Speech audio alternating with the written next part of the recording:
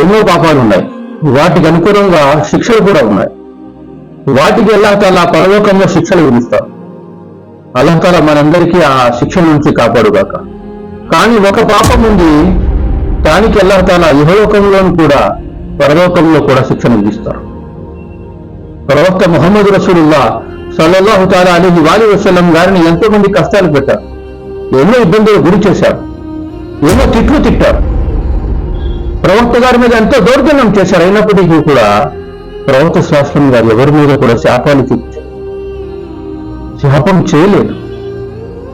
కానీ ఈ పాపం చేసే వాళ్ళకి మాత్రం ప్రవక్త శాస్త్రం గారు శాపం చేశారు. ఎవరైతే తన తల్లిదండ్రుల యొక్క హక్కులు నిర్వర్తించారో, ఎవరైతే తన తల్లిదండ్రులని వృద్ధస్థితిలో బాధ పెడతారో, కష్టపెడతారో, వాళ్ళు నాశనం అయిపోవాలని చెప్పి ప్రవక్త శాస్త్రం గారు శాపం వినిపించారు. ఇది చాలా పెద్ద పాపం. ఇహలోకంలో కూడా పరలోకంలో కూడా అల్లాహ్ తాలా దీనికి శిక్ష విధిస్తాడు.